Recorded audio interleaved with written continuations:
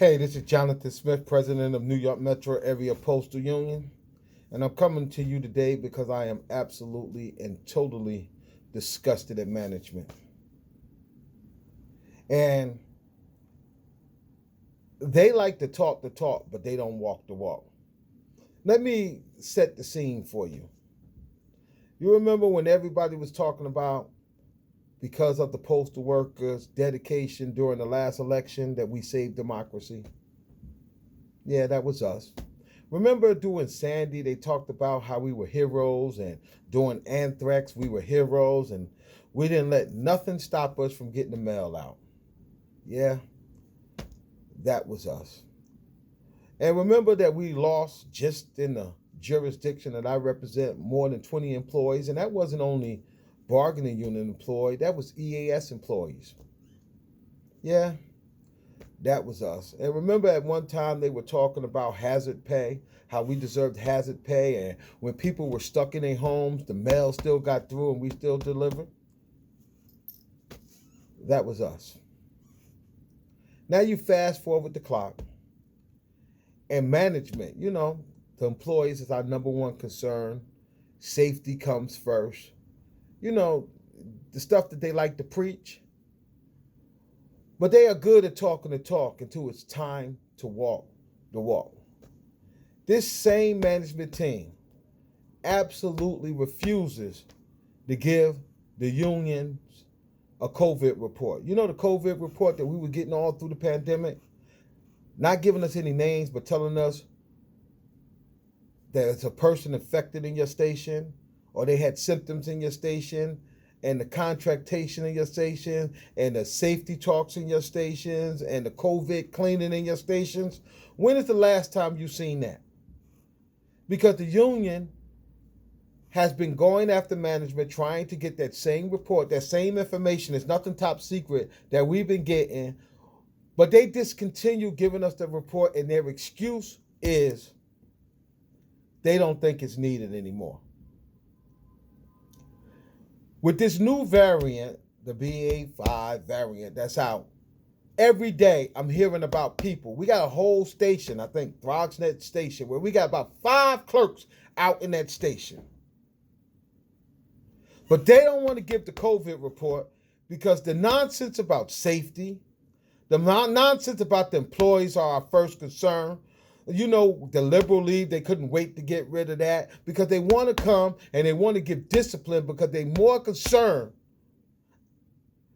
about you getting to that job than your safety or your family at home.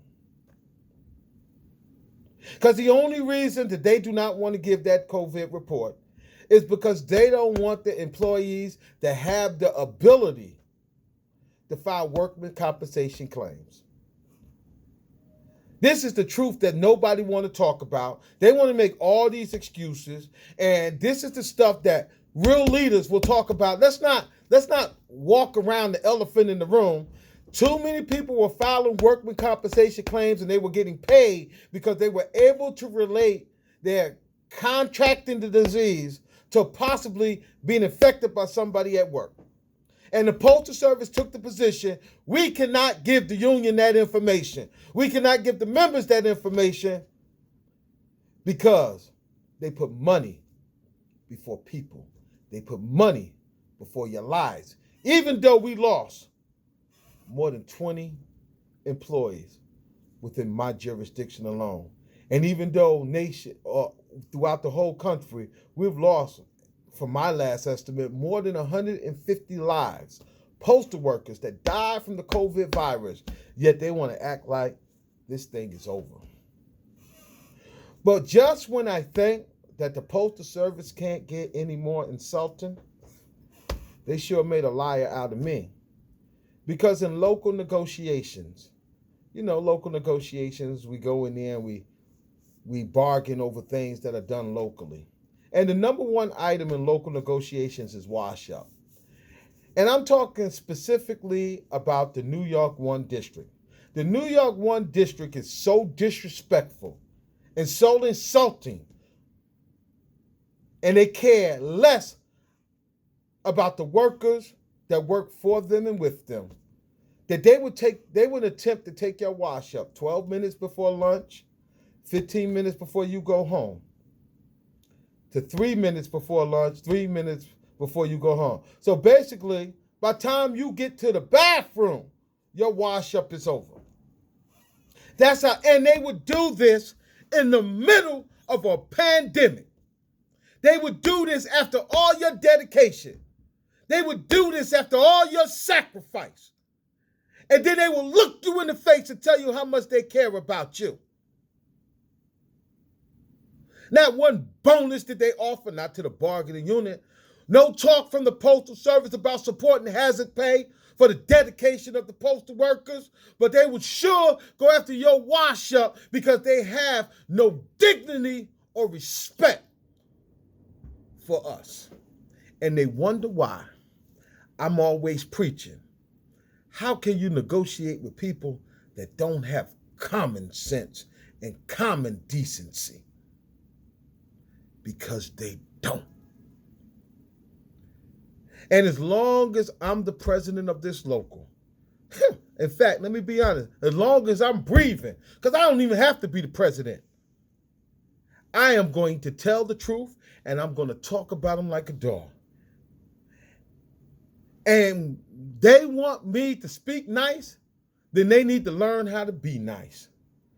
They're talking about the employee don't care, but why would they care if they know that you don't care about them? First, they have to believe you care, and nothing about your actions say that you care. I am angry. I am insulted. I am appalled that the Postal Service would come to the table with this nonsense. And let me tell you something. I accept your invitation. You want to go to war? You want to fight? Challenge accepted. Because you will not disrespect the people I represent without a fight. You will not run them over and treat them without the dignity and respect that not only do they deserve, that they have earned before and through this pandemic. So I just wanted to come on here and tell the employees the truth, especially about New York 1 District and how they honestly feel about you. How they come to the negotiation table and they look to screw you. And at the same time that they're doing all this, that they claiming that they got to get all this work out in. They need these, 22 minutes to get this work out. That they're trying to abolish jobs. If you're trying to get rid of 8-hour jobs, why are you fighting for 22 minutes? And then you sit up there and talk about how much production that you're losing in those 22 minutes, and you're violating the contract, even arguing it, because Article 34, let me bring to your attention, says management does not have a working time standard. So when you're trying to put a certain amount of work that you think you can get within 22 minutes, you just violated Article 34 because there is no working time standard. And if you want to set a standard, why don't you set a I give a damn standard? And I care about these employees and truly care about them. They should have came to the table offering you more wash up, more leave